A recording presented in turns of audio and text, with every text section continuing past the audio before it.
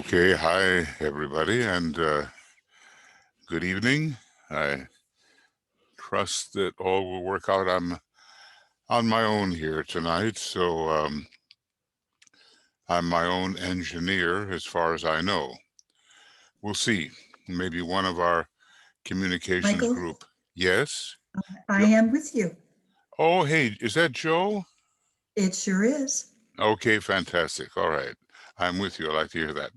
All right. Thank you, Joe. That'll be a big help. So I'd like to welcome you and hi, Joe, and Lori, and Brennan, and Catherine, and Deborah, Francois, and Fred, and Joan, Karen, Mariana, Martine, and Natney, and Nessa, and Pivy, Risto, Tia, and Vicky, and let's see, Vivian, and Zenaidi, and Winnie. Welcome, everybody, to our continuing work with Shamballa. Well, at least to learn a few things about Shamballa by studying topically, as DK recommends we should occasionally do that. There are 700, I think, and 29 references. I don't think we're going to get through them all, and there are additional references on the will, as well as Shamballa.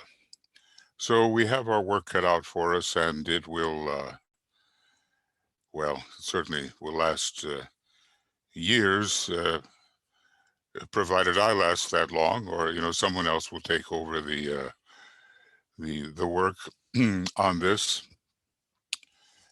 We have Tuya and the communications team, and it can work out quite well.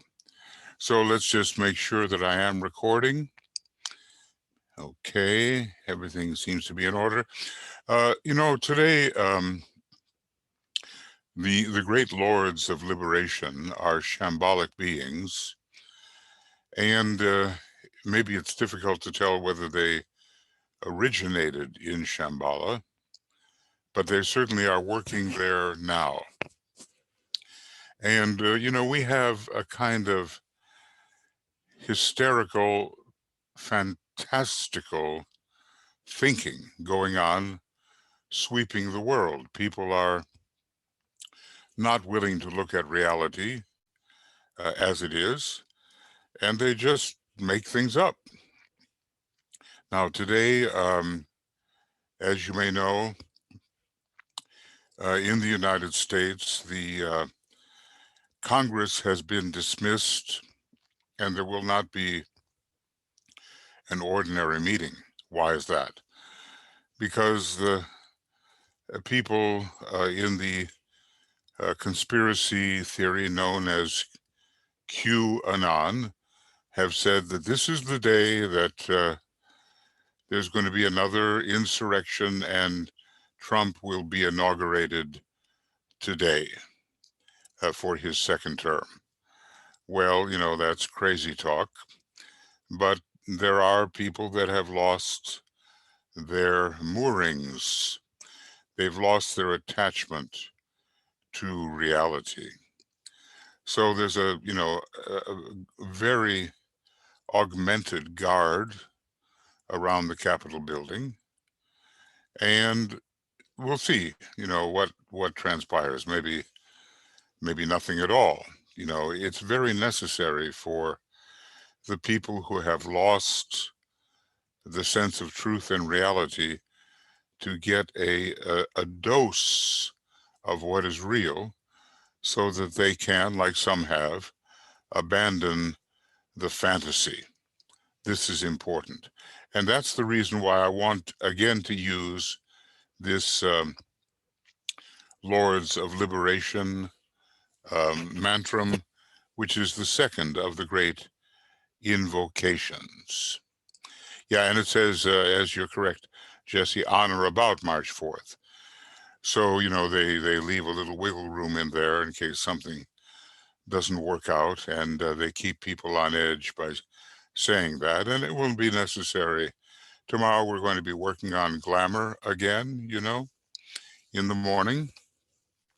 It will be a Zoom meeting, and we'll be taking up the same kind of thing.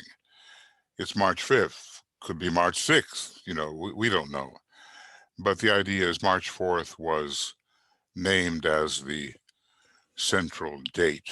So uh, we have to help to restore some sense of reality to millions of people who have lost the way, some far more severely than others, of course.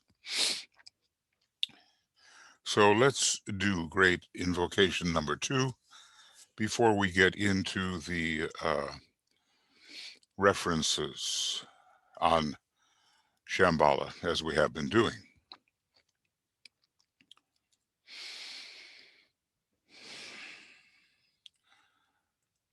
So we will align to the extent possible with divine purpose, with divine will,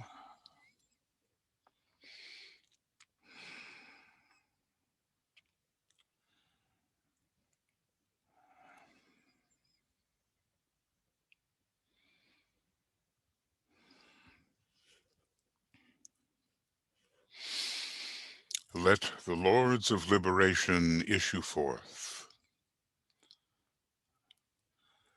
Let them bring succor to the sons of men.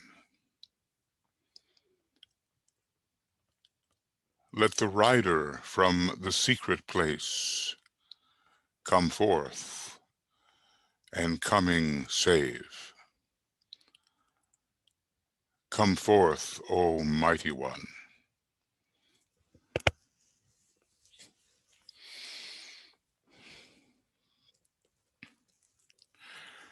Let the souls of men awaken to the light, and may they stand with massed intent.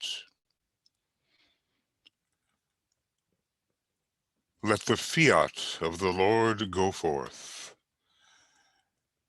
The end of woe has come. Come forth, O mighty one.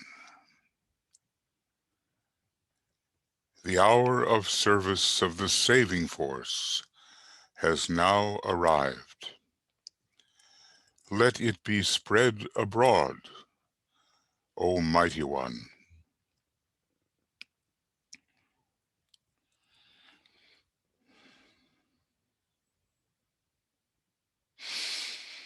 Let light and love and power and death fulfill the purpose of the coming one.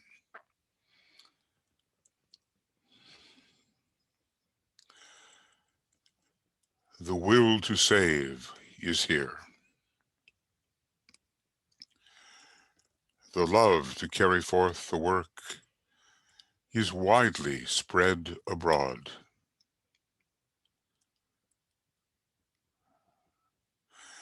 The active aid of all who know the truth is also here. Come forth, O mighty one, and blend these three. Construct a great defending wall. The rule of evil now must end.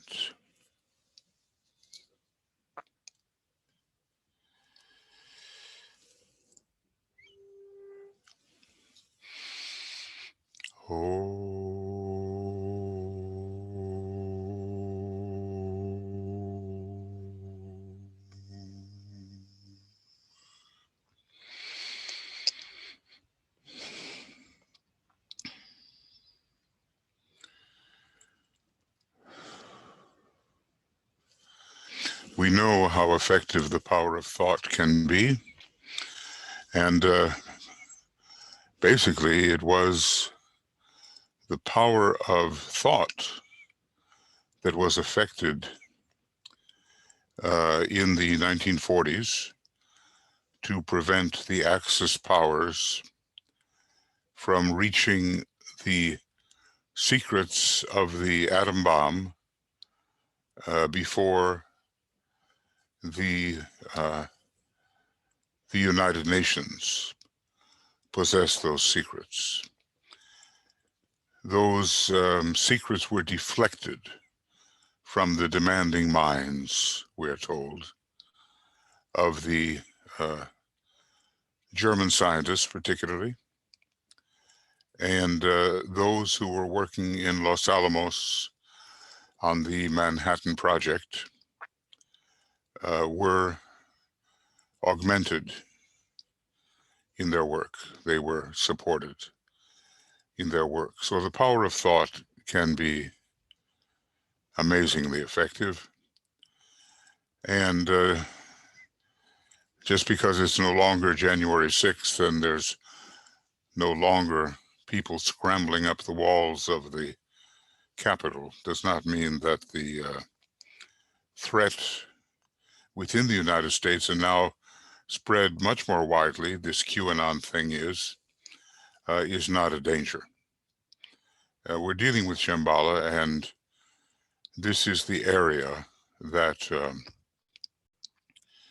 Shamballa deals with. So keep that in mind. We still hold our vigilance, and from time to time we will have special meetings that reinforce that. And if crises come along, Tuya and I will engineer some programs with the help of our team of communicators to help to make us a greater presence for a better outcome in the midst of such crises. So we'll be as watchful as may be possible. In the forthcoming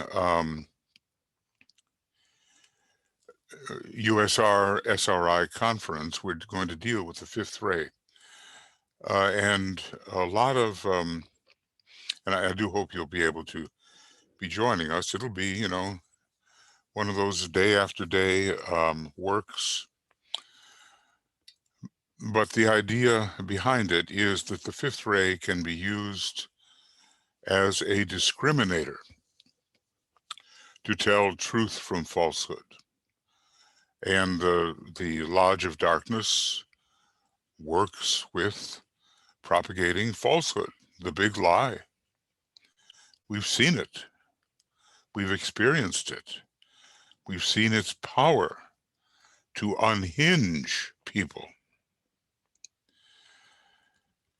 So we, you know, will be working then to help to clarify the minds of the participants and many others, I hope, by using the fifth ray as a sword of discrimination, a weapon of truth. You know, as the Christ said, I come to bring not peace, but the sword.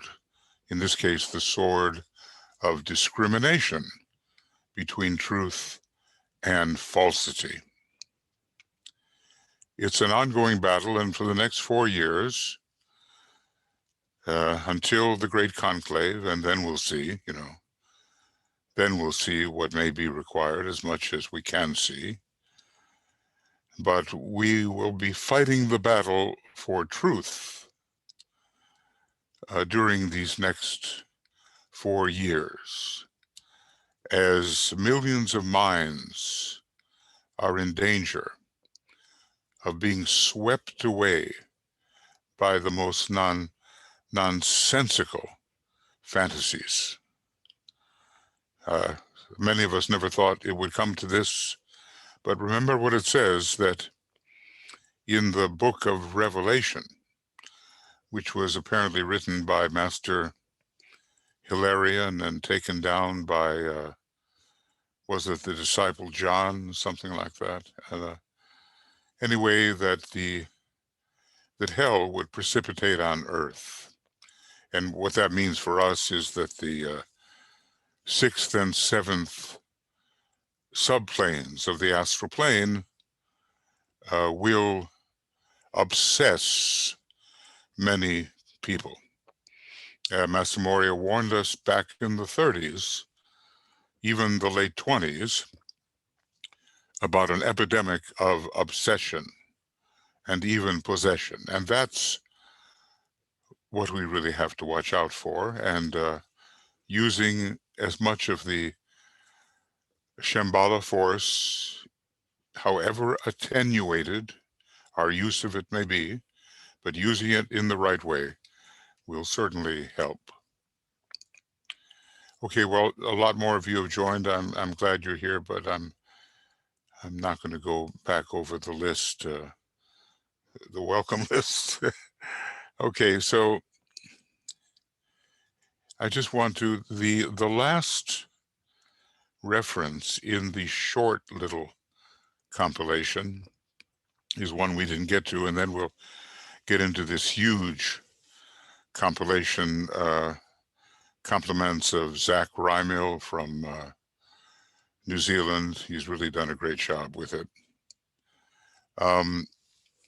It's about where Shamballa may be located. And we're talking about these higher beings and where they may dwell, you know. And there is a little bit of ambiguity, or maybe a double placement, we might say. Shamballa, where they dwell, exists in physical matter, as do the Kumaras. Now, who are the Kumaras? The three Buddhas of activity and the three esoteric Buddhas of activity. Well, they should be called at least maybe just three esoteric Kumaras. And then they rotate, apparently, and Sanat Kumara in the middle of it all. So what is physical matter? Is it cosmic physical matter, or is it systemic physical matter having to do with our normal etheric physical plane? I really think it's both, frankly. So he tells us they exist, but it is matter of the higher ethers of the physical plane. Now, if by that he means subplane number 1 and subplane number 2 of our normal systemic etheric plane, then, you know, that is quite comprehensible. If he's blinding the matter, and the physical plane is really the cosmic physical plane, then these Kumaras are existing way up there on the logoic plane, which also, I believe, is the case, because that is where the Great Council is focused, the Great Council of Sanat Kumara, on the logoic subplane, we might call it, the cosmic subplane called the logoic plane. It's focused in the sea of fire. Now that's way beyond us. Nothing, no possible reaching of that for us, but some kind of reduction of that energy can come down right into the middle of our soul nature and implant itself in our head and in our heart, and we get, you know, a tiny bit of it to the extent that we are willing, to the extent of our willingness to live under divine purpose. And he says here that only when man has developed etheric vision will the mystery lying beyond the Himalayas I suppose in the Gobi Desert is what they talk about, be revealed. So that again begins to sound like the etheric vision that we're all beginning to develop slowly. Etheric vision for the fourth subplane, for the third subplane, okay, but not yet for the truly occult subplanes. And I'll just turn to that because there's always a danger. Maybe, Joe, you can keep me alert, because the problem is I can miss where I am here. Okay, wait a second. That's going to be the one I want to look at. Zoom is a little different from GoToMeeting. So way down here is what we're talking about. These are the subplanes, the 4 etheric subplanes that we are talking about. And it seems very low on this tremendous map, you know, I guess I could say. And it is relatively low, but that's where we are.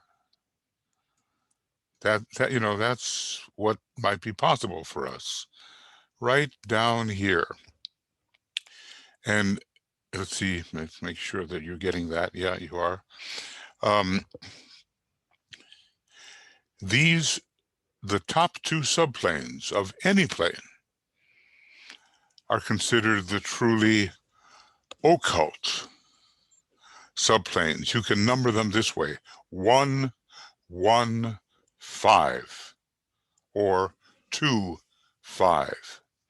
Therefore, these subplanes, 1 and 2, are the occult ones, and presumably those are the kinds of systemic ethers in which the reflection of the true Shamballa, which is up here, exists. The reflection exists down here, and the true Shamballa is up here, and especially on the logoic plane.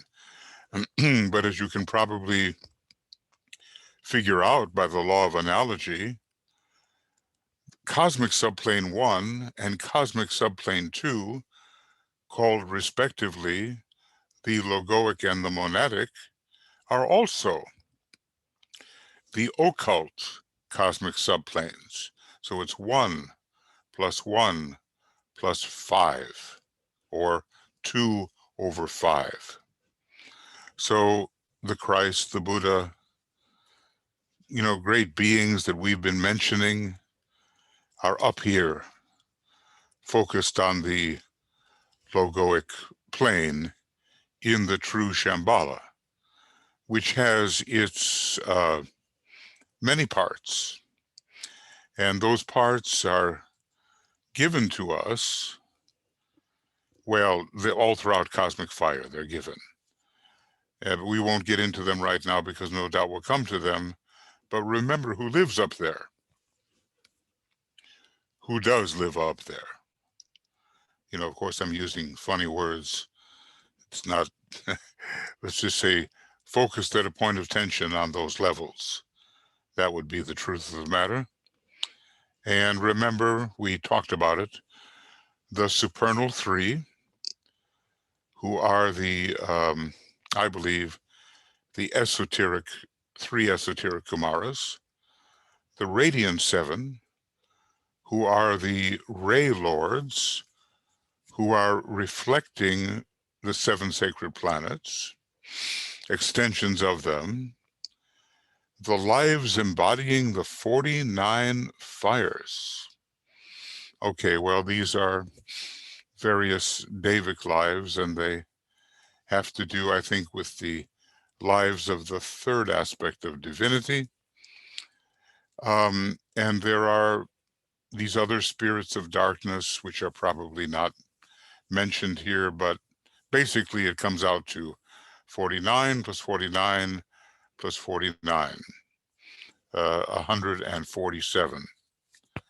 different lives in 3 grades or 3 rays, third, second, and first. The Buddhas of activity that are the more external aspect of the eternal supernal 3, and other eternal spirits from such dynamic centers as Sirius, or from the constellation which at any one time forms a triangle with our sun and Sirius, the constellation. And a different star may be involved there, maybe the lesser dog, Procyon, maybe. And a representative from Venus. They're all there in the council chamber, and probably other lives as well. And eventually into the council chamber can come initiates who are higher Chohans, like the Christ and the Buddha. All right, well, that's a little bit of a review. And now let's see if we can look here at the compilation, the big one. So there are, I don't know, quite a few parts here. And we're working on part 1, and we'll see how far we get. And I'll stop at a certain point for your questions or comments, etc. The first references that we're going to be dealing with, excuse me, are from The Destiny of the Nations. I guess somehow we're taking the books rather in order. The next will be, discipleship and so forth. But DK asked, could there not be found a group which would take as its project the study of Shamballa, the study of the will, the study of the first ray? Well, we're not primarily a first ray group, primarily, but we can certainly open our consciousness to what it takes to develop the will, because everybody eventually has to develop what is the true will. So from Destiny of the Nations, page 12, first, the most obvious and powerful force in the world today is that of the first ray of will and power. Now, and this is not even yet a totally first ray planet. And our solar system is not at all a first ray solar system. As a matter of fact, we're told that our solar logos deflects, holds at a distance, large inflows of the first ray, because that logos wishes to concentrate upon the building in of love wisdom, which is not only his personality and soul, but probably ultimately his monadic ray. But nevertheless, we do live on a planet which will be eventually a first ray planet. Why? Because the monadic ray of our planet is the first ray.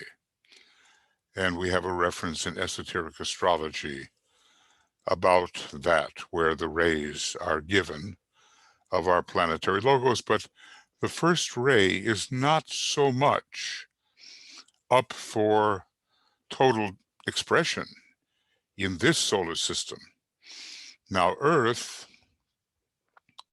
the Earth logos, will reincarnate again in the next solar system, in which the solar logos will, in my estimation, have a first ray personality. And it will be a red system, whereas this is the blue system. And the before it was the green. Okay.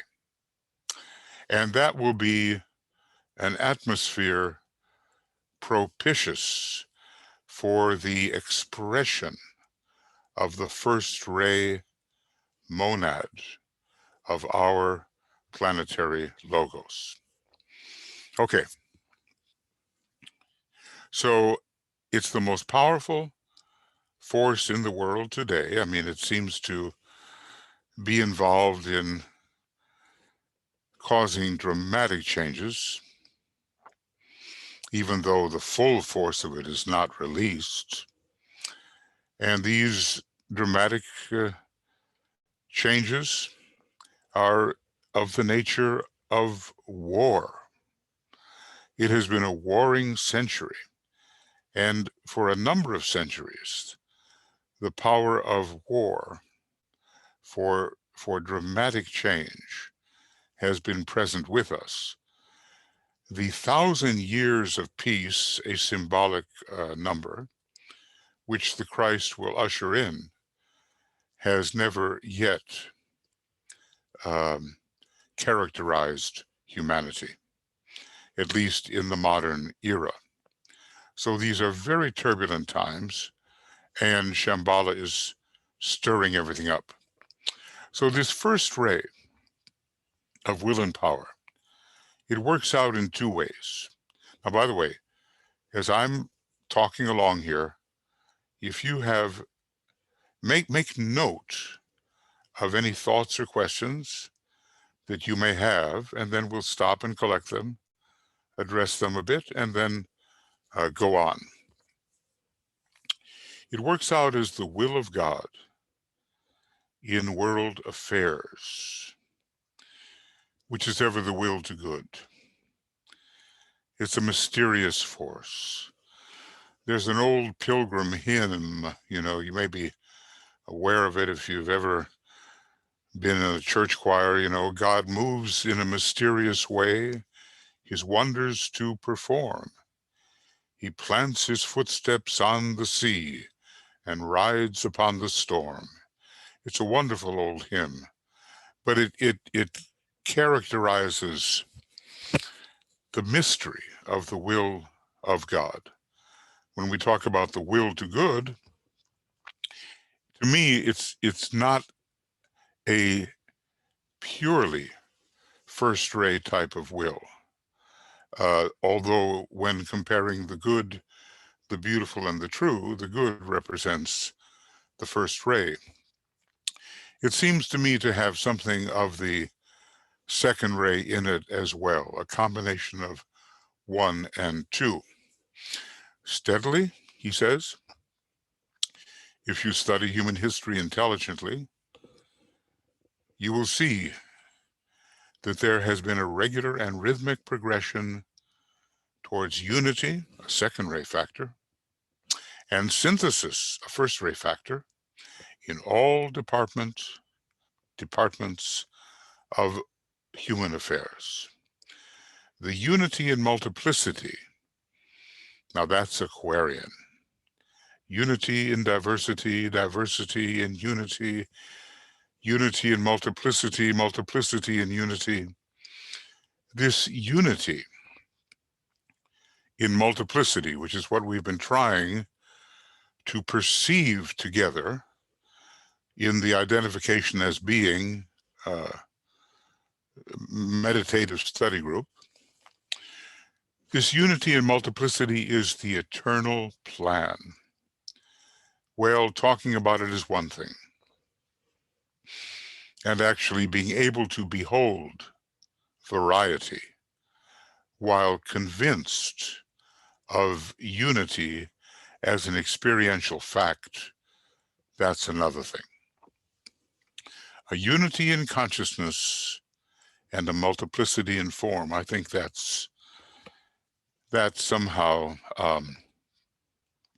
ties us in with a great first ray meditation coming in the section on soul infusion, or just the law of fusion. and it's called isolated unity. From the time the third initiation begins, maybe even leading up to it somewhat, and maybe climaxing with the fifth initiation, isolated unity is a great objective. And so we kind of see a hint of it right here. And if you want to know the other two, you would meditate on inclusive reason for the second ray and presented attributes for the third ray. We do a lot of study in that in our esoteric psychology courses that have been taught in the University of the Seven Rays, and now more and more in the Moria Federation.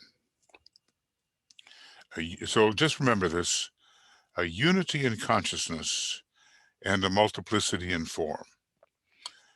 First ray is working out that way. And also what? What else?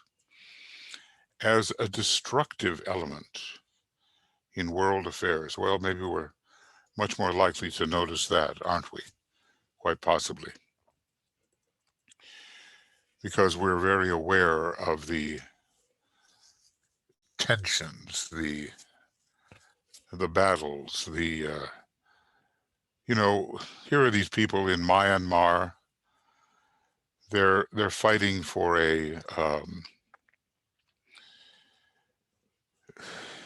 validation of their vote, and the military moves in, and just the other day kills 38 or more, maybe now 50, maybe more, peaceful demonstrators, maybe with a loud voice, but peaceful. You see, it is the misuse of the Shamballa force, which is pure power without love.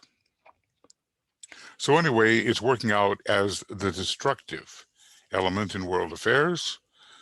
This refers to man's use of this force of will, which is seldom as yet, note, the will to good in active expression, but something which leads to self-assertion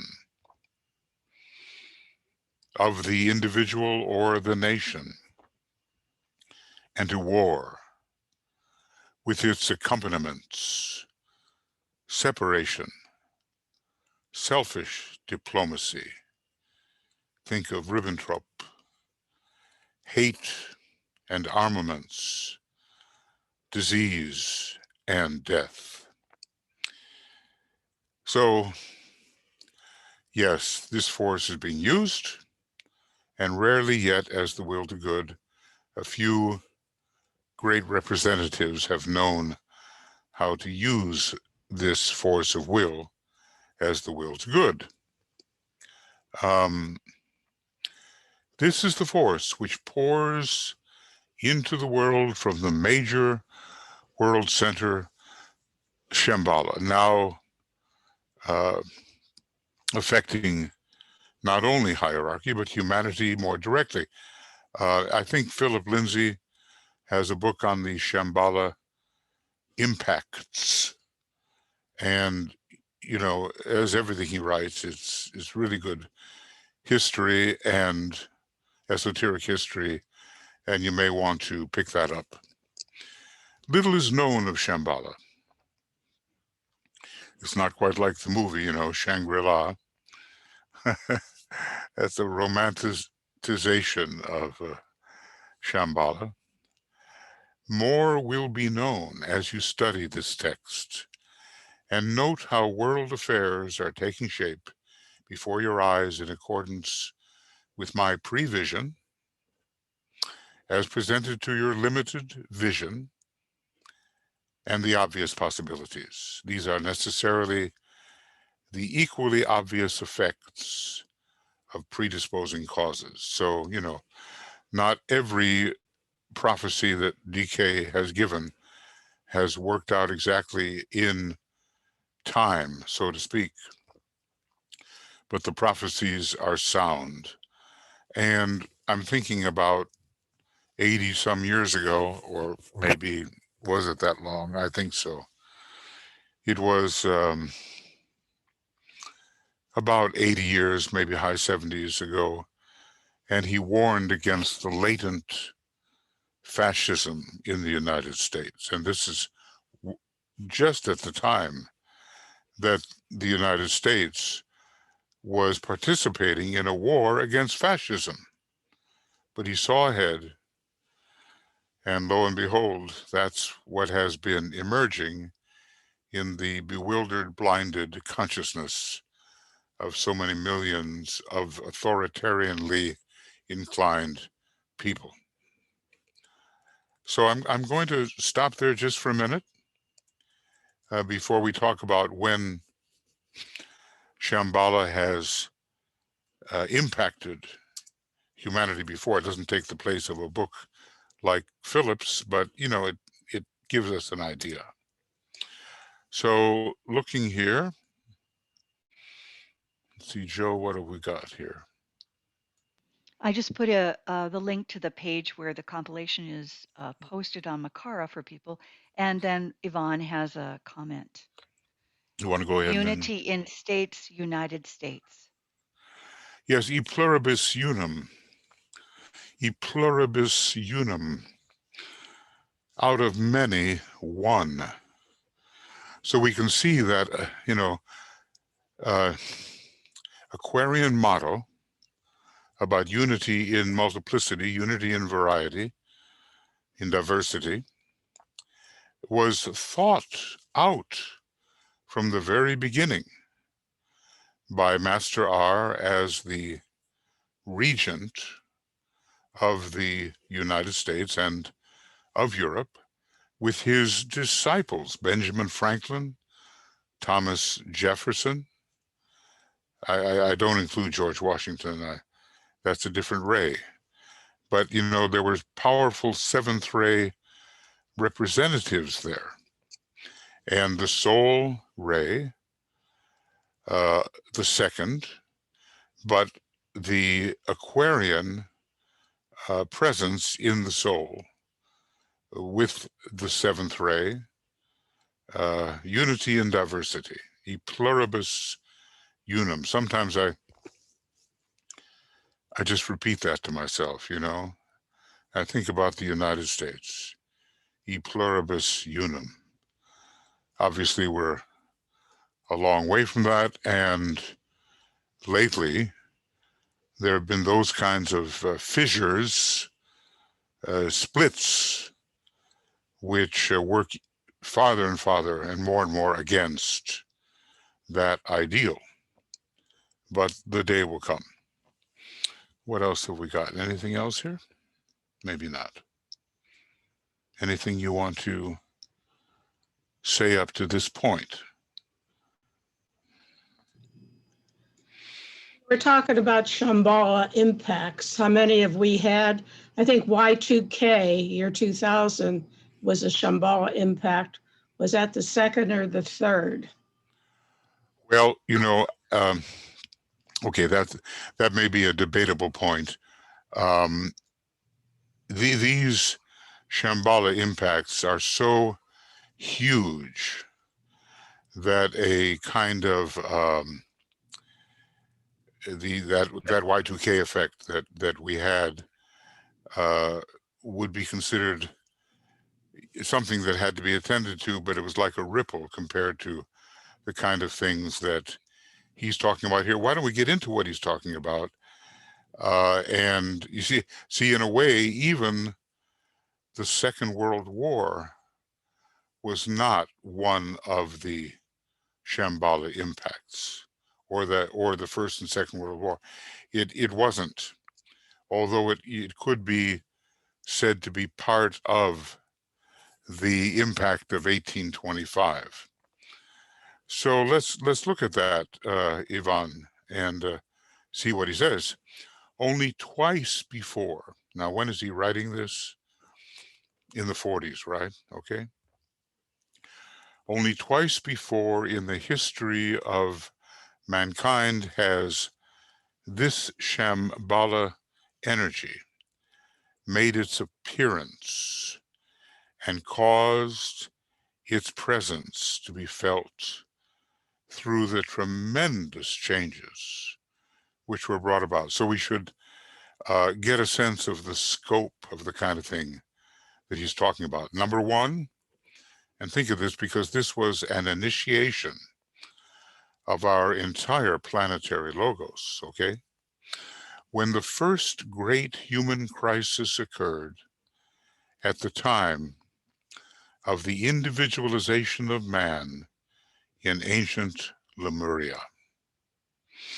So the movement of animal man, who is as yet not yet a self-conscious being, into the human kingdom, and that huge coming of the solar angels, accompanied by firestorms, we're told, and the destruction of millions of animal forms, that was a Shamballa impact. So if we can seize upon the scope of this historically in terms of the human race, we'll get an idea of how big these things really are. When else did this happen? Number two, at the time of the great struggle in Atlantean days between the lords of light and the lords of material expression, you know, the lords of the darkness. And that was a huge thing. And the climaxing battle, we're told, of that great struggle took place on a plain in India, about 20 miles or so south of what is now the city of New Delhi, or Delhi. And there is the supposition that even high-grade weaponry of a kind that we have not even yet developed was used at that time. Something called the Eye of Kapila, and Kapila being one of the what was he? Well, one of the Kumaras. One of the Kumaras. It was extremely decisive. But at the same time, although the lords of the dark face, or what, versus the lords of the shining countenance, it's interesting how the radiation quality is spoken of there, because that's what it is. It's not skin color or anything like that. It's about radiation. The lords of the shining countenance, probably that you may be going over with Francis in his Secret Doctrine work, in a way they won, but they had to retreat from contact with mankind, because they saw that mankind had to work in a different way, working out its own dharma, and was much too perhaps assisted by the higher powers, and was given powers that they misused. So those are the two big ones. Now, more recently, there's been a crescendo of what we call Shamballa Impacts.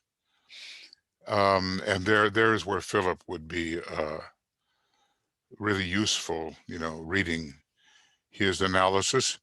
In 1825, starting very strong liberation movements, and many things on the second ray as well were brought in, because there was a clearing of what was in the way of those social benevolent movements.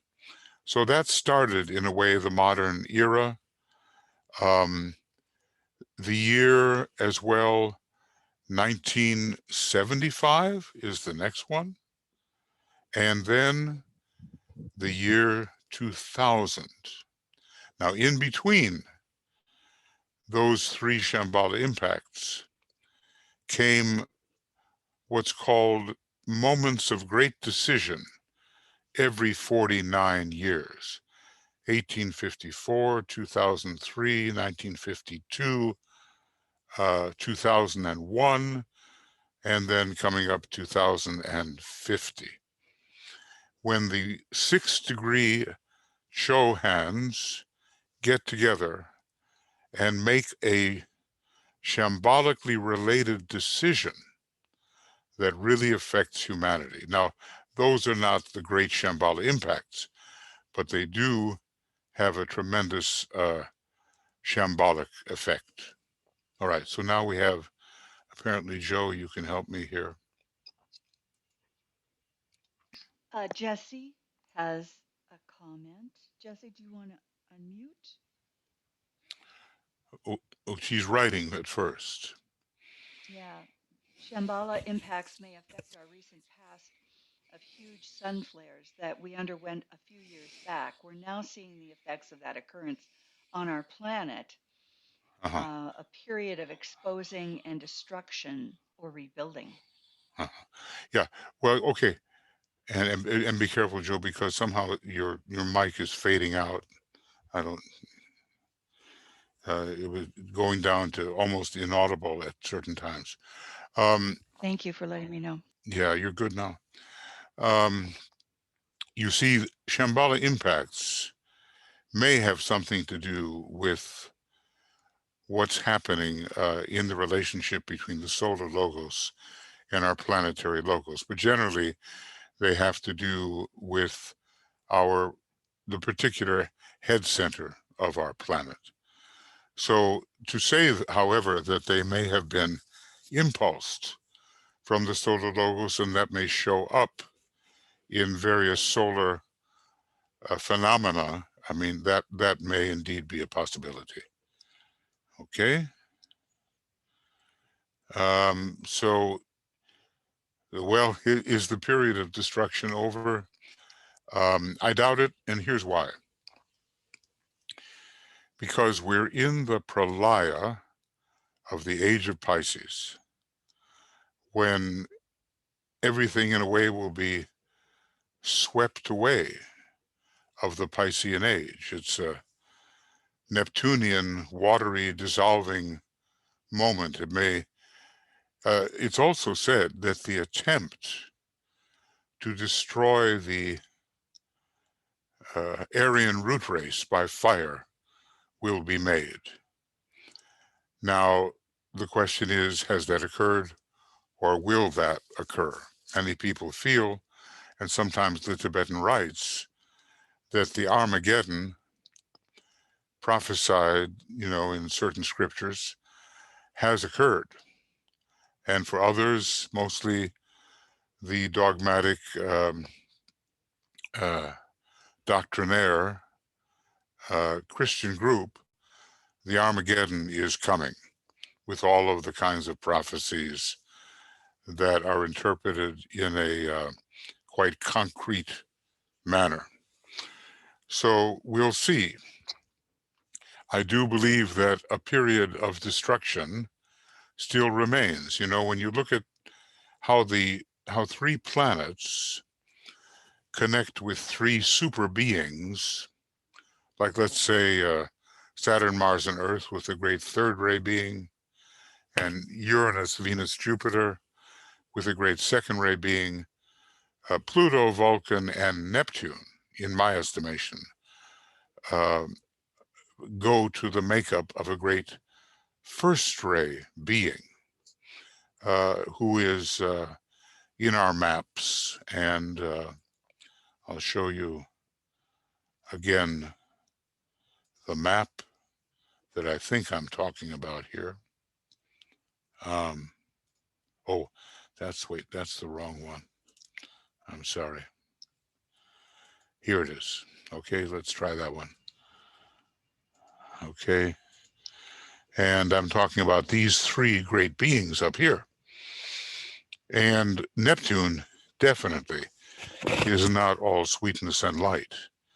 You know, he's the brother of Jupiter, and I think the brother of Pluto. I'd have to check that one out. And can bring about great destruction, especially at the end of the Piscean age. So I believe we have a lot more of that destruction, and I think it's going to center to a degree in the heir to the Piscean civilization, which is the United States, the center of the former Atlantis, says the Tibetan, the center of the old Atlantean continent, and thus the rampant psychism of the United States. Okay, what else?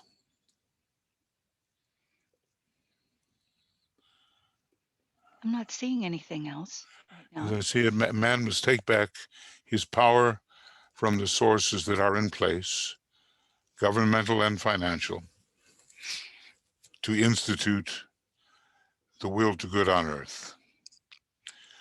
Yeah, or at least make sure, you know, if we have a Republican form of government, that there is a representation, a true representation, and, you know, power to the people.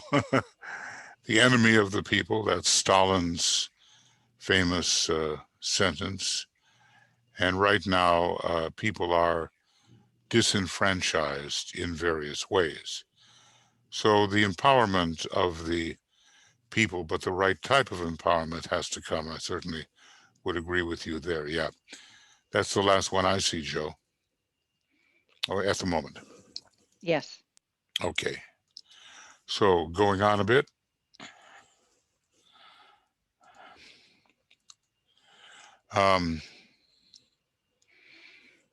So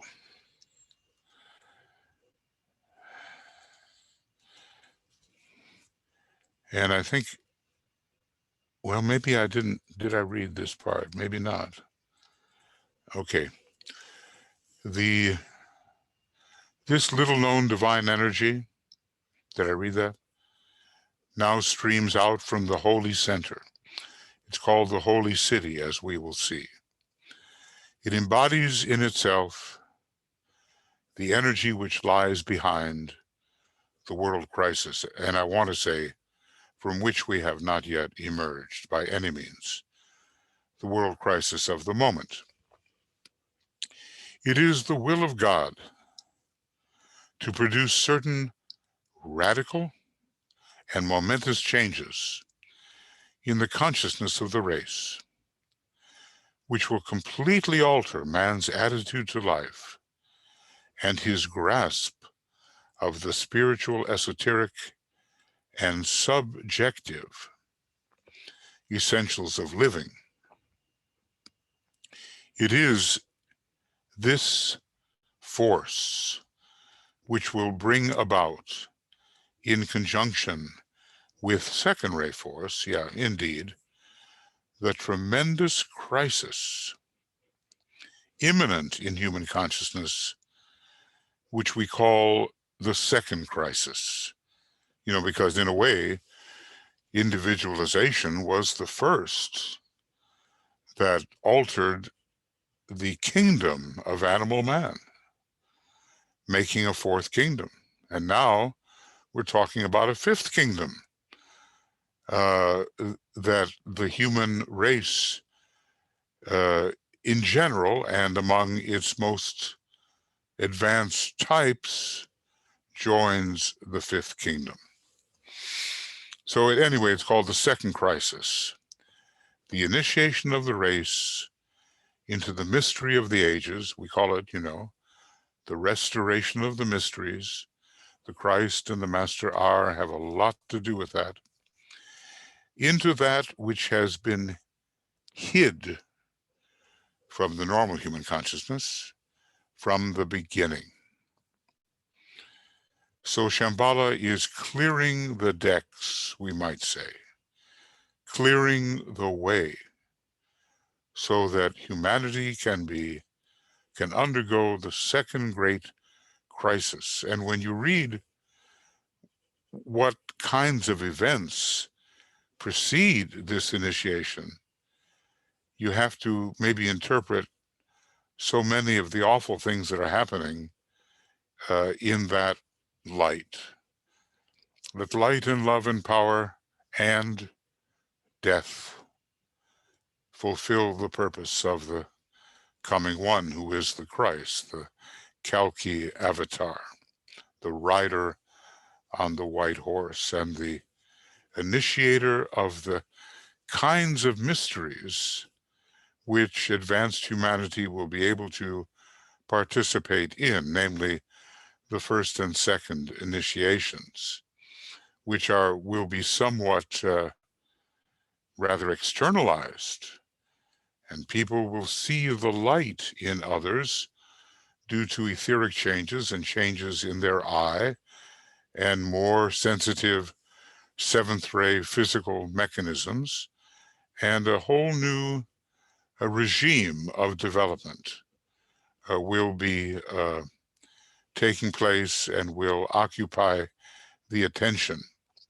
of the best and the brightest, the foremost people of humanity. Otherwise, it may take a long time for quite a few people to be interested in any of this, but there will be enough so that humanity as a whole, due to the shambolic push, will be able to partake in something entirely new.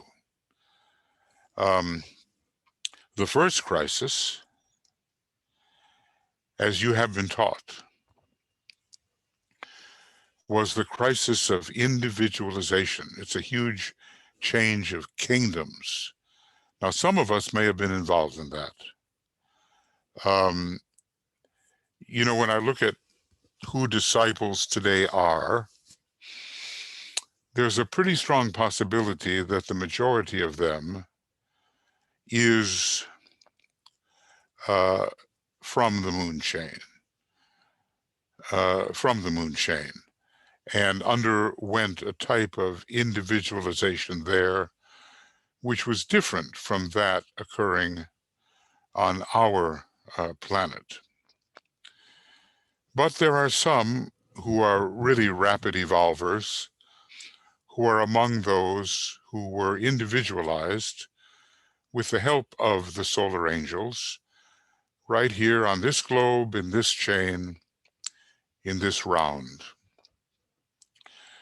So, in any way, we even if we were from the moon chain,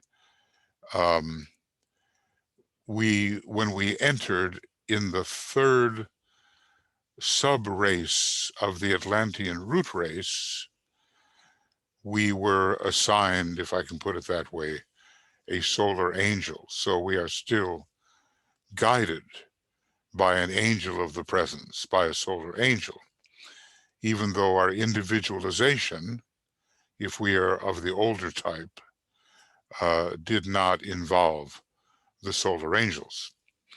So the first crisis, as you've been taught, was the crisis of individualization, wherein man became a living soul.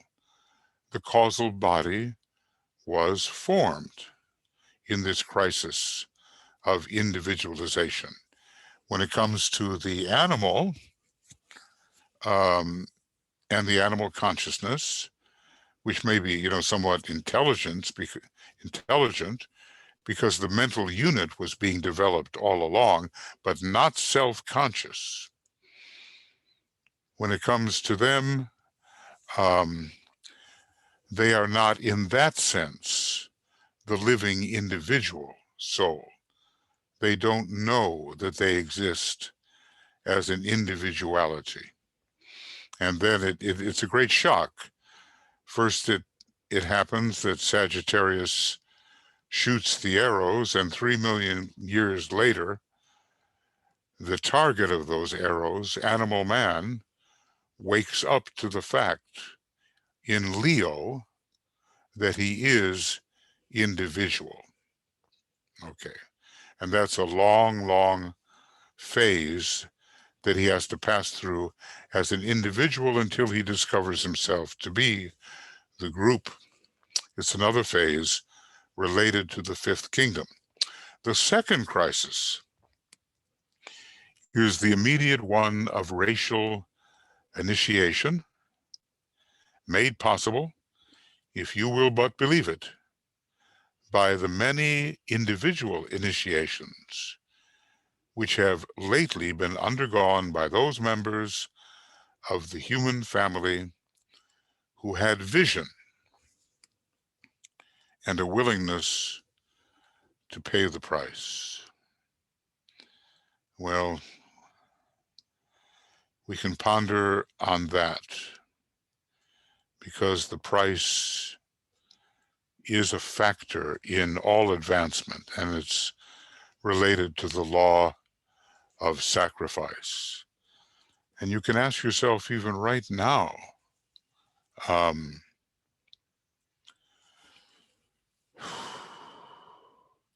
what price are you paying right now, even as you seek as a disciple to prepare for whatever initiation it is that is immediately before you? And let's remember, because we are not so different from the people DK gathered around him on the periphery of his ashram, in those groups, seed groups, and later in different reorganized group, etc., or groups, that they were by and large preparing for the high watermark of the second initiation, after which progress is extremely rapid, as you will discover when reading Initiation Human and Solar, page 84, and at the end of 84 and 85, a shocking couple of sentences about how rapid progress can be once you've taken the second initiation.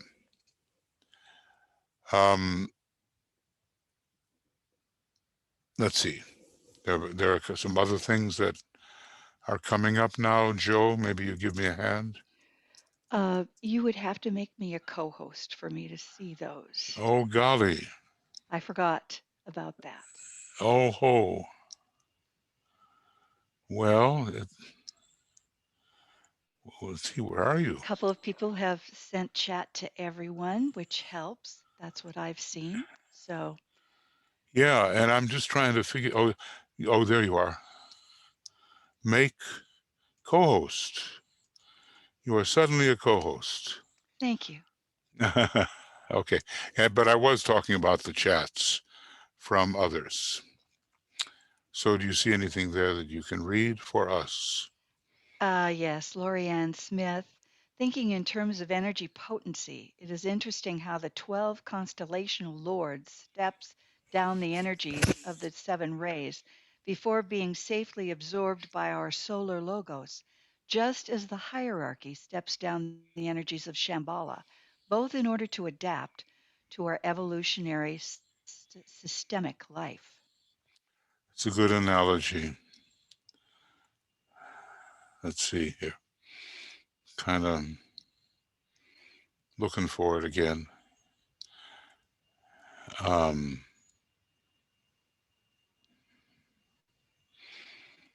right under Yvonne's. Yeah, I've got it. I'm just thinking. Okay. Yeah, it is thought provoking, very thought provoking, Lorianne. The 12 constellational lords, they step down. The energies of the seven rays, they pass through in triangles. We know the triangles, 3 constellational lords for every ray lord before being absorbed by our solar logos. That's correct. Just as hierarchy steps down the energies of Shamballa.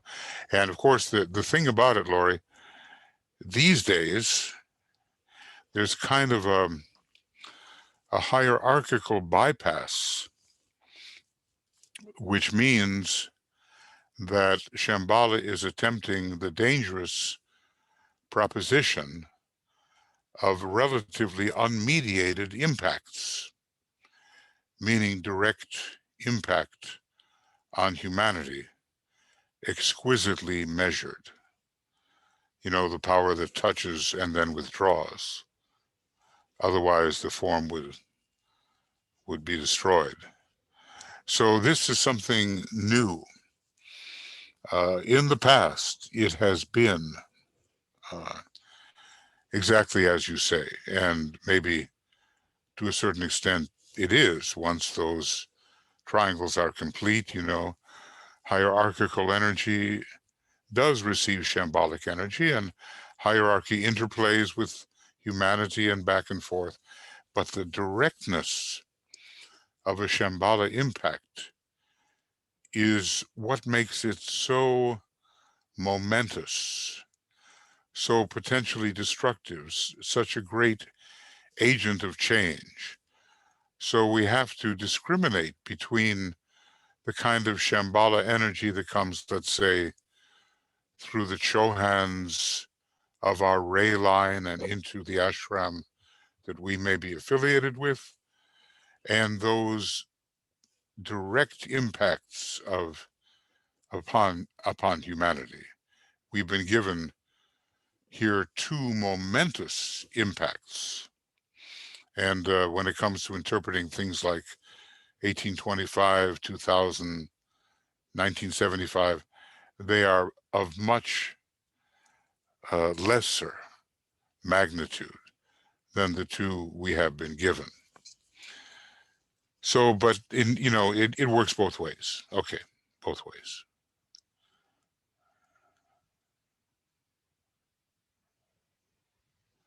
Okay, and then Jesse's writing again. Joe, are you there? I'm not seeing She's Jesse. in chat. My second statement about man taking back his power for the sources that be is about his recognition of our oneness to each other, okay, really important, to this planet and all its beings, stones, blades of grass, birds, clouds, winds, etc. Yeah, not is but me, you know, that's the second ray way of looking at things. And how understanding this, we must change how we live. Okay, well that's a broad interpretation, and that would really be that would be a great power, the power of identification, the power that Christ has in such abundance, as you know, for our humanity, the expert in identification in a second ray manner. So that's the real power, you know. The other kinds of things are legalistic and, you know, have to do with man-made laws and rules and all that, and adjustments are there needed too. But I think you've hit the essence of what power really is. I mean, if we keep it on only on the mental plane, and the mental concepts do not indicate and bring into our consciousness certain energies in their reality, then we have really missed a step, and we're still like Moses, who couldn't enter the promised land. You know, that's kind of an analogy, or maybe an allegory. He represented in a way the mind, and the mind alone can indicate wonderful things, but it's not the energy it does indicate. The energy of perceived oneness, of perceived being, the energy of identification. Those are the things that give the real power. Okay. Joe, are you catching it now? Well, it was another one that Jesse sent to you as a direct message, so it doesn't appear for the rest of us in the chat. So I just asked him to, so everyone just make a note that you put your comments in the chat to everyone. Yeah. If you want everybody to note it, Unless it's private. Yeah, private. What you're saying is a bunch of hogwash. Private. Okay. Thank All you for righty. checking. Okay, very good. All right. Let's see what time it is here. All right, so let's go a little further. We have only, 557 pages to go. We'll be all right. All right.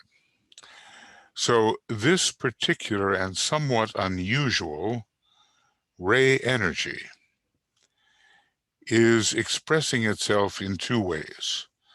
Perhaps it would be more correct to say in two ways that are recognizable by man, because it should be remembered that these ray forces express themselves as potently in other kingdoms in nature as they do in the human. Well, we have to be a little humble. Somehow we have this anthropocentric view of everything we're taught. And we put always humanity in the middle of everything. And we, just the way the human personality needs a bit of decentralization, so the whole human race in its attitude towards the other kingdoms needs this same decentralization. For instance, one phase of the destructive aspect of first ray force has been now this is really something here, ties in with what Tuya was doing, bringing to our attention the mistreatment of animals and their suffering under human cruelty, and maybe they're suffering just because of the karma of the past and because of the relationship between the Lord of the third kingdom, animal, and the Lord of the fourth kingdom, man. For instance, one phase of the destructive aspect of the first ray has been the organized and scientific destruction of forms in the animal kingdom.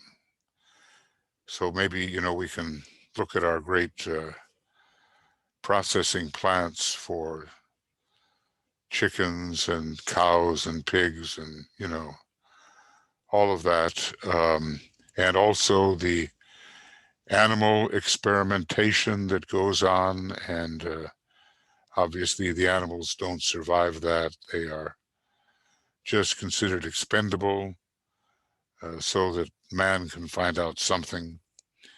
But that's to me, a very interesting, that Shamballa is involved here with respect to destruction in the animal kingdom.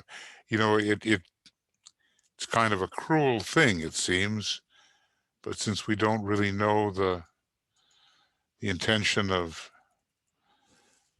Sanat Kumari in the long run, well, we may have to reserve judgment. But I do think that the way it has worked out with human deliberate cruelty, which it often does, that can be remedied. This is the destroying force as manipulated by man.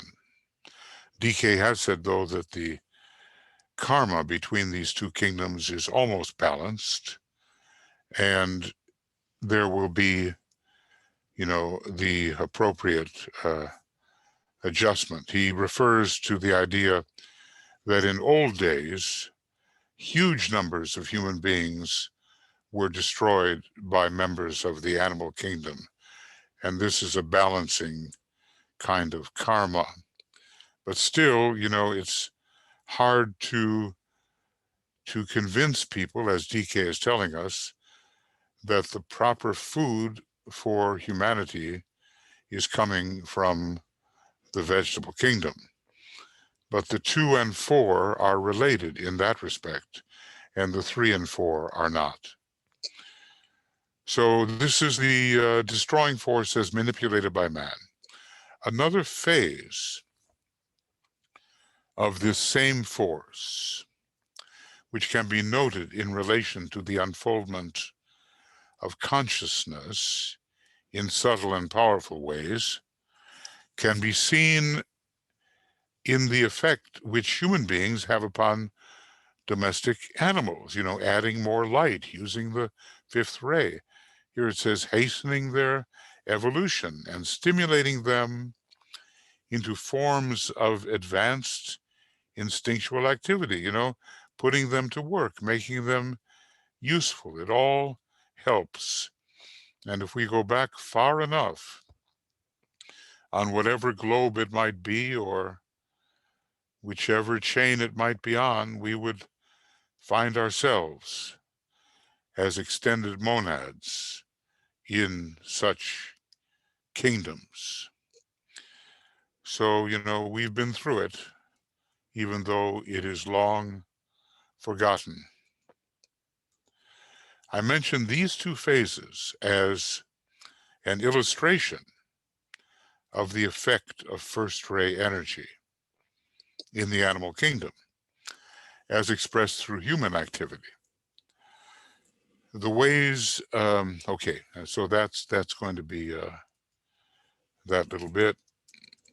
And I think there's some statement here from somebody. Yes, from Jesse. Yeah, Destruction right. eventually leads to, quote, build back. Better. It's kind of interesting that the beta is involved there. It's the 2nd ray in the letter B, alpha beta, Aleph bet. It's and it's the great building ray is the 2nd ray, aided and assisted by the 7th. So it's interesting that the party, if I can, most aligned at the present time, never completely so, with the soul, uses a little mantram which involves the letter B with its 2nd ray connotation. Well, but it's hard when you're attached to something to see it swept away. And that is what seems to have to happen. He talked about the First World War, and he said that if conditions as they were prior to the First World War, with all those hereditary monarchies and kind of the capturing of the power by the few, etc.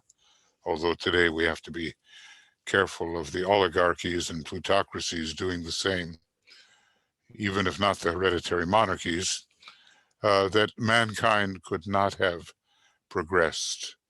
So basically, the First World War swept so much of that aside.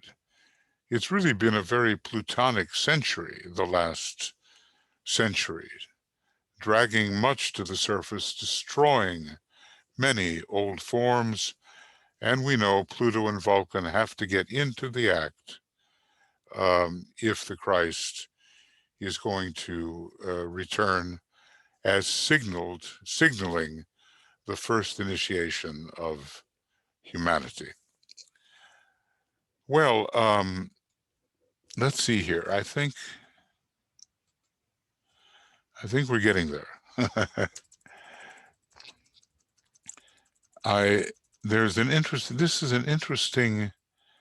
This is a little bit about psychology and about the people who have made good use of the Shamballa force. He singles out Ataturk, the great reformer of Turkey, whose reforms, by the way, have been challenged now by the retrogressive forces, and he would single out Abraham Lincoln and FDR, and maybe Churchill. He doesn't mention Churchill so much, but obviously these are disciples of Shamballa on the side of light. There are others who are disciples of Shamballa who are a bit on the gray side and have not yet entered into the expression of the light. But I just want to point out something quite interesting about how he uses a little bit of psychology here, how he uses the word personality. The ways in which humanity itself is affected by this ray energy, as it expresses itself in a twofold manner, producing twofold results, are as follows.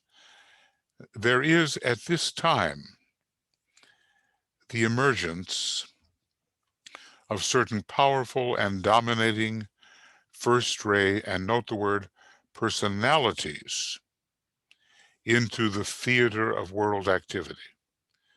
Now, what I want to point out about this is that we're still dealing with the soul ray, but these people are personalities, and what they do is they appropriate the soul ray in a personal way.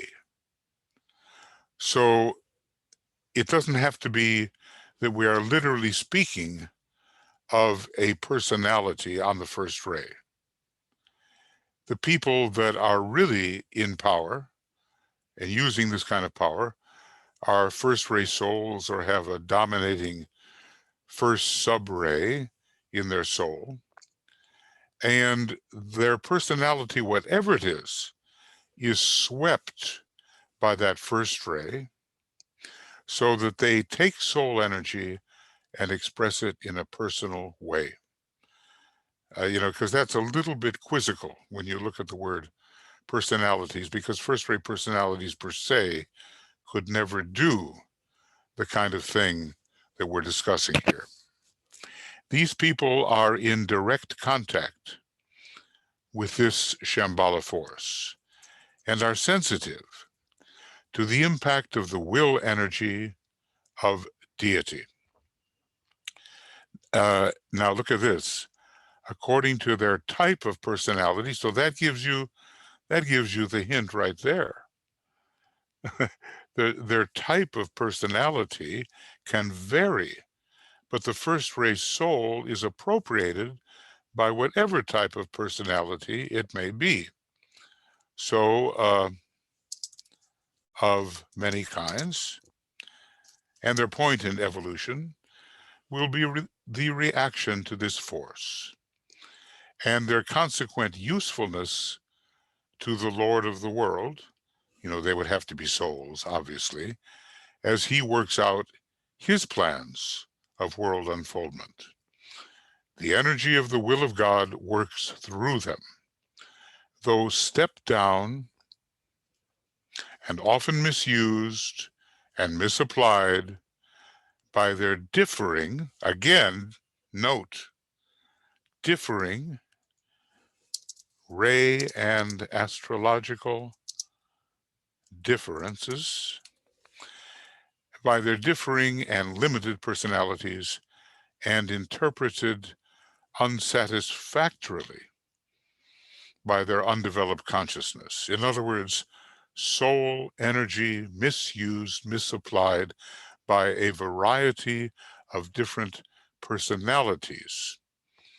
And the word, personality up there in red means something different than the personality ray. These people are found in every field of human affairs. They are the dominant persons, because they work through personalities, and the dictators in every aspect of human living. political, social, religious, and educational. You know, the dictator. I say it, you do it. Okay? That's the mantra of the dictator.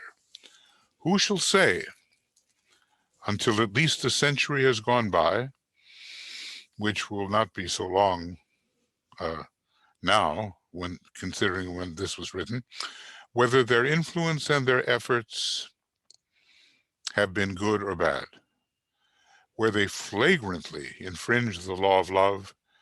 Their influence may be powerful, but it is passing and undesirable, at least where that phase of their activities is concerned. Where they meet human emergency and need and work along lines of, notice the word emergency, because it's always the first-rate types that are excellent in those moments of emergency. They can think on their feet and immediately. I don't know if two of you will mind this, but I remember she's a first-rate type, and we were in a place where we were doing a class, let's say, and suddenly the water system broke above, and the roof of a certain room was in danger of coming down, and everyone was quite paralyzed, but not her. She swung into action and she mobilized everybody, and the disaster was set aside. And I saw this first ray operating in emergency moments, and that's one of its great attributes. So when they meet human emergency and need and work along lines of basic restoration, you know, the ancient landmarks of masonry, we might say, and the preservation of units of synthesis, there the two second and first ray words come together. Their influence is good and constructive. Look at Abraham Lincoln. This is a second ray monad, okay, but a first ray soul, and Lincoln held together the American Union. So he was, gosh, you could almost think working under the avatar of synthesis, except that avatar had not yet attached himself to the planetary logos, but still it was there to preserve the Union, you see. And that's how the really great avataric first-rate types can operate. Okay. And let's see, maybe one more point. I would here point out that real group love never demonstrates as hatred of the individual. It may work out as the arresting of the individual's activities or enterprises, where that is deemed desirable in the interest of the whole. And if what he is doing is estimated as harmful to the good of the group, but the arresting will not be destructive, it will be educational and developing in its results. And, you know, in the martial arts, you read so much about the honor of these people and how they do not, if they have to kill, they don't kill with malice. They don't kill with bloodlust. They kill swiftly, coolly, because it is for the greater good, without the emotional body being, as it often is on the sixth ray, worked into some kind of frenzy, as we began to see with the attack upon the Capitol in America. Well, we'll go on with this a little later, I think, and maybe this will be the end. No, I have to do this right. Excuse me. End of Shamballa. I don't know which number we're on, Joe. I think it's 3. Discussion. Maybe it is. Okay. Yeah, I believe so. I looked on Makara, and the last one Okay. posted was 2. Okay. Well, that sounds good. Okay. So number 3, and today is QAnon Day. I'll be really interested to see how that works out. March 21, and beginning sometime. We've had some revisions in our schedule, but as you probably noticed, all these things relate to each other. You just can't start anywhere in the teaching without having a line of light to anywhere else in the teaching. Some of those lines of light are brighter and should be brought into our consideration, but always there are lines of light from one point to any other point in the great sphere of the wisdom teaching that Master DK has given to us. So we will see when we meet again, and it's beyond me right now to know. I think But it's twice a month, depending yeah, on where the full moon and new moon hit. okay, So I probably in think a couple weeks. I just discovered that I actually have something here. It's next week. They seem to be 2 in a row, and then an hiatus, and then starts again 2 in a row. So yeah, on the 11th, on Thursday the 11th in the morning, Shamballa in the morning. Oh, and I'll try to get that correct. Beginning 11 March 21 6. I have 2 keyboards and one of them is Finnish. 6 a.m. GMT. All right, that'll do it. Now let's see, we have other thoughts or questions. Okay, YVonne has a question. So can you unmute yourself, YVonne? Yes, I can. Okay. Okay, There you are. Michael, this is a question for you. You said the fourth eats the produce of the second. My question is to you, do you eat eggs and cheese? Yes, he says they come in a different category. I mean, you yourself personally. Yes, I do. Okay. Yeah, I do. Yeah, I do. That's my protein source, but not too much because I follow DK in this. In the last part of Letters on Occult Meditation, he tells you pretty much what you should eat and what you should not. Yeah. So I try to stick to it. I at a certain point I was a vegetarian in the early days. I discovered you can't live on string beans alone. So but I learned to be a little wiser about it.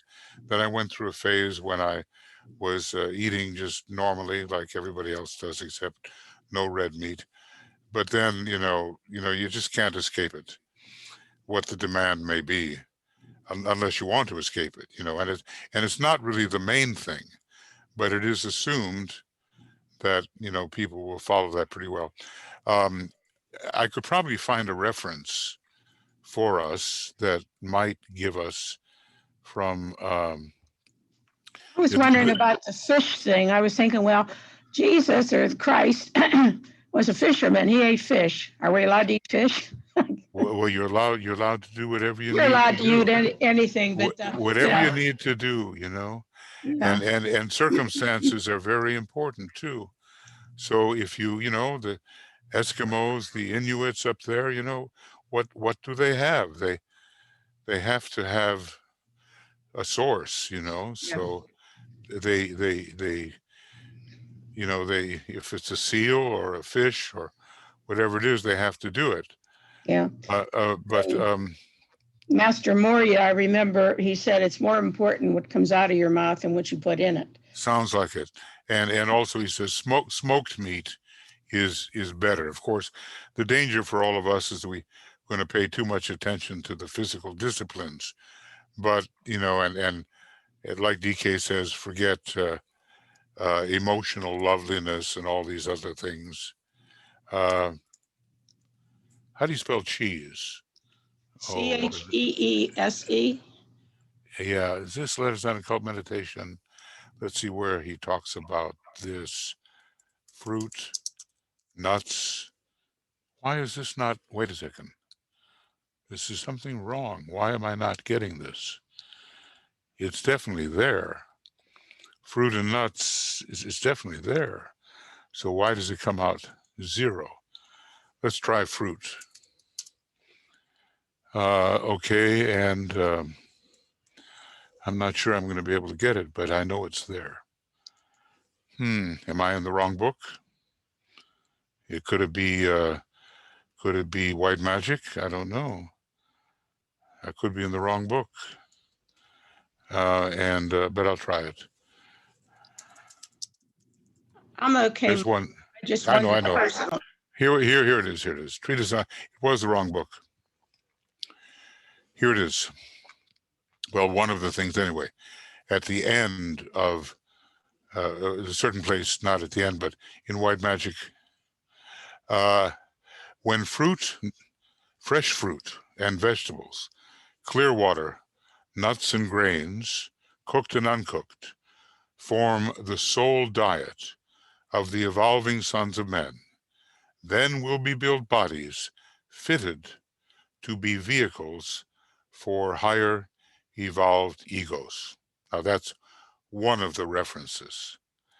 And there's another reference, but I'm just probably not, doing it correctly. But that is one important reference, and I just point to it, and there you see it. So he's pretty strict, and there's another reference where he says about eggs and all of that coming in a different category, and maybe I can find it. Well, this is important in initiation, human and solar. Okay, yeah, gosh, it's in a lot more books than I thought. So let me read this as long as we have the question, okay? It must, of course, here be recognized that no hard or fast rule can ever be laid down. Here, let me make sure that you can see it. There it is. No hard or fast rule can ever be laid down except the initial one, that for all applicants to initiation, and that's the important point. He's talking about applicants to initiation. For all applicants to initiation, meat, fish, and fermented liquors of all kinds, as well as the use of tobacco, are absolutely forbidden. For those who can stand it, eggs and cheese are sometimes better eliminated from the diet, but this is not in any way compulsory. It is advisable always that those who are in process of developing psychic faculties of any kind should not permit themselves to eat eggs and very little cheese. Milk and butter come under a different category, and most initiates and applicants find it necessary to retain them in the diet. A few exceptional people can subsist and retain their full physical energies on the diet mentioned in the preceding paragraph. But here the ideal is embodied, and as we all know, the ideal is seldom attainable in the present transitional period. So this is probably about rule 6. Yeah, it's rule 6. And, you know, you make up your own mind. That's all. And he says, so how long? A strict vegetarian diet for how many years is necessary in all psychic training. So, yeah, that is what he says. That is what he says. Thank you. Yeah, you bet. And let's take a look here. Okay, and someone says page 334 and 337 in what book is that? Okay, yeah, here it is. Letter 10 on purification. Thanks, Tia. Pure food. This involves a vegetarian diet. This is what I was looking for, Tia. Chosen with wise discrimination. It requires the eating of only those vegetables and fruits that can vitalize. Careful judgment shown in the choice of food. Wise refraining from too heavy eating. He says we eat 4 times too much somewhere. And a little pure, good food, perfectly assimilated, are all that a disciple requires. You ask what foods? Milk, honey, whole wheat, bread, whole wheat bread, all the vegetables that contact the sun, oranges above all, oranges, bananas, raisins, nuts, some potatoes, unpolished rice. And may I again reiterate, just as much of all the above as to ensure activity. And then much cleanliness and sleep are added here, and sleep outdoors. And, you know, the ideal is enunciated by him. So that's good. I knew there was something really important in Letters on Occult Meditation. 334 to 337. Thanks. That's a big help. Well, we get the idea, but, you know, we say to ourselves, look, are we in training for initiation? No. Every true disciple is in training for initiation. Okay. So, how fully do we adopt what he says for the sake of the ongoing purification? You know, I have some friends who said, "Oh, I did that a long time ago. Now I can, you know, eat whatever I want," and it's usually quite against what he's saying, you know. So I don't think that's wise either.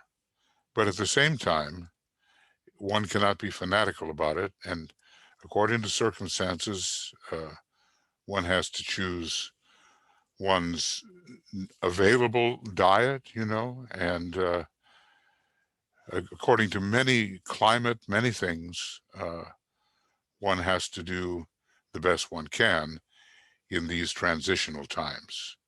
So that's a big help. Well, I think we hit the main references there. It's all about the coming age and the vitalization that will take place in a 7th ray age, which is in many ways an age of purity. And you know well that Aquarius is all about cleansing. The two rivers Hercules let loose to cleanse the accumulation of the stables in King Algaeus, the ego, you know, the lower ego. He cleansed them through Alpheus and Peneus, the 2 rivers, 2 energy currents. So we'll have all kinds of healing, which is subtle, going on. Okay. What else here? Yeah, and he does say so, Jesse. Good food of good quality.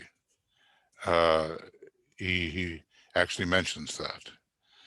So, and it has to be food which is exposed to the sun as much as possible, and it has to carry vitality. I was once with a disciple, and I was perfectly willing to eat a certain tomato, but he looked at it and says, well, look, there's no vitality in it, and he wouldn't eat it, you know. So we have to detect what food is brimming with vitality that can be absorbed. Sometimes dancing in the sun, you may see these tiny specks of living, dancing light. Leadbeater calls those vitality globules, you know, little droplets, vitality globules. And, you know, there's a point the eye begins to see these things, and that's what has to be radiating from our food. Otherwise, we just get the chemicals that are there, but not the vitalization. Okay. Well, you know, look, we end up being really interested in that. And that's important, but really important, but it's something that we should note. We should establish our regimen and then pass on that basis to the cultivation of those aspects of the personality which are so often neglected. Because he'll say, you know, we're just paying too much attention to this, doing the right thing physically, and we avoid doing the right thing emotionally and mentally. But that's coming into its proper place, just as long as we know it and don't get stuck in the physical disciplines. Okay, well, friends, I think we're there now.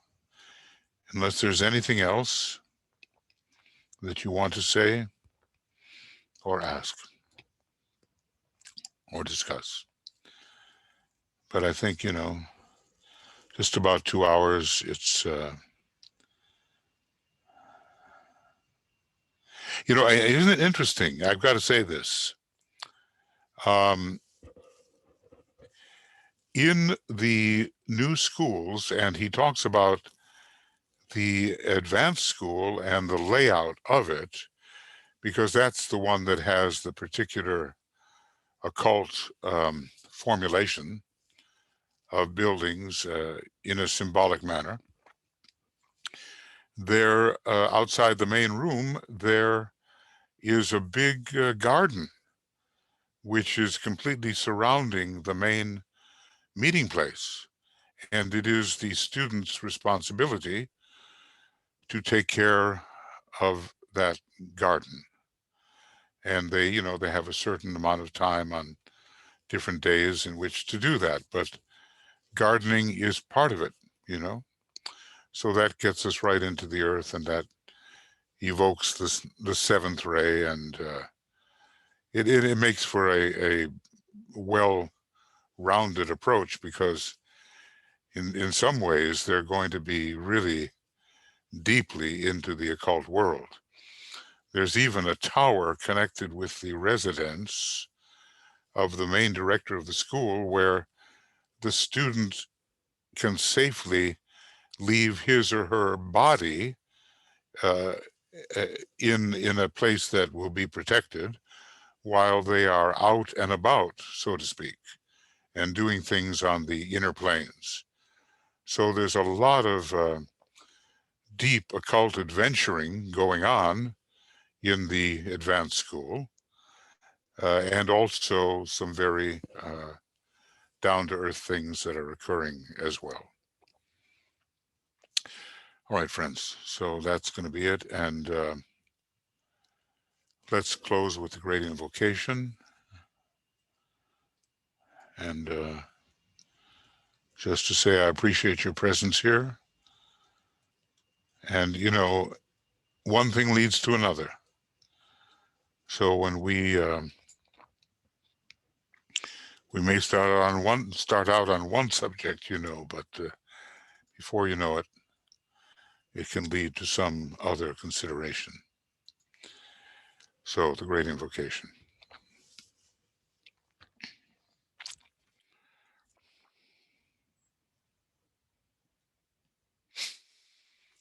From the point of light within the mind of God, let light stream forth into the minds of men. Let light descend on earth.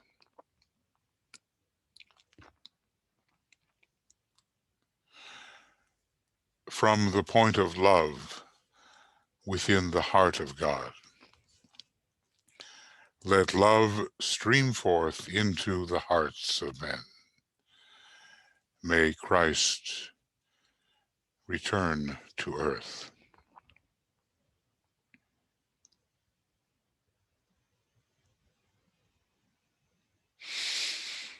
From the center where the will of God is known, let purpose guide the little wills of men, the purpose which the masters know and serve.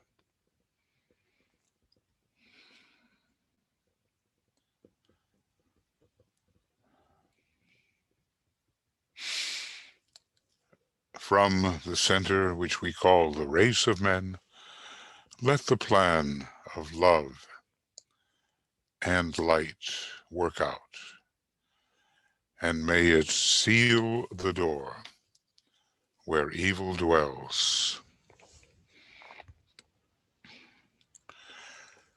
Let light and love and power restore the plan on earth.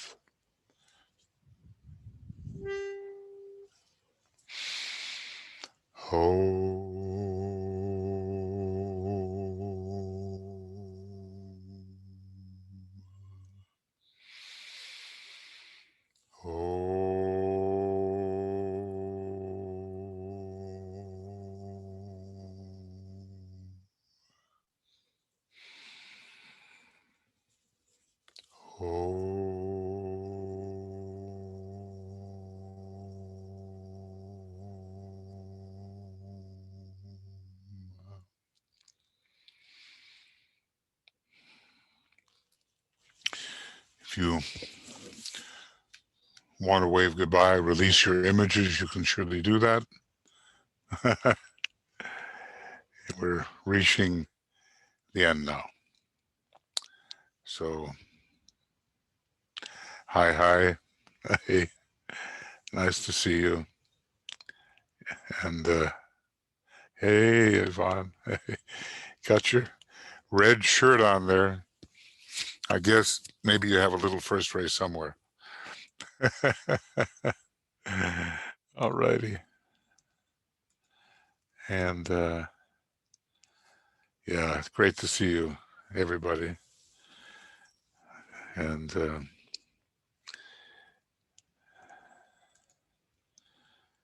yeah.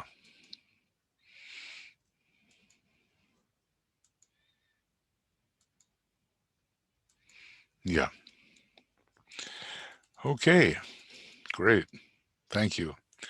And we'll just go on, you know, learning and applying.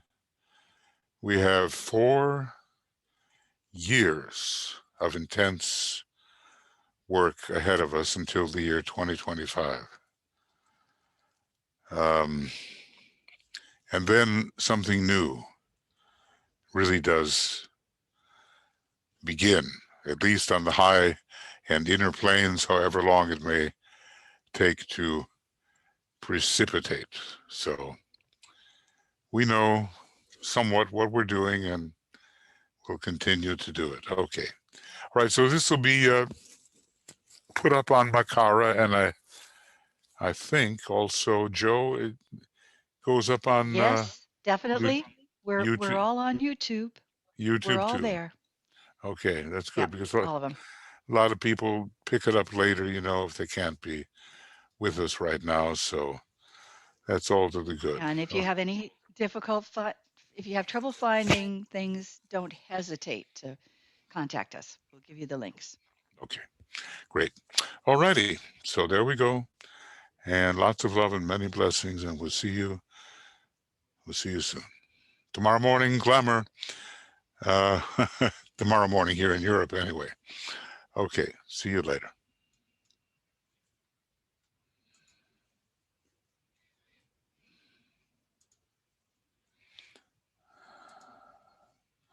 And I don't appear to be the host, so I don't know what happened, but Came in late. oh, Michael crept in there. You're the host. It automatically assigned it. I'll Okay, shut it down. you can yeah, you can shut it down. Okay. Okay, thanks, Michael. Okay, Yep. see you. Okay, Bye. bye.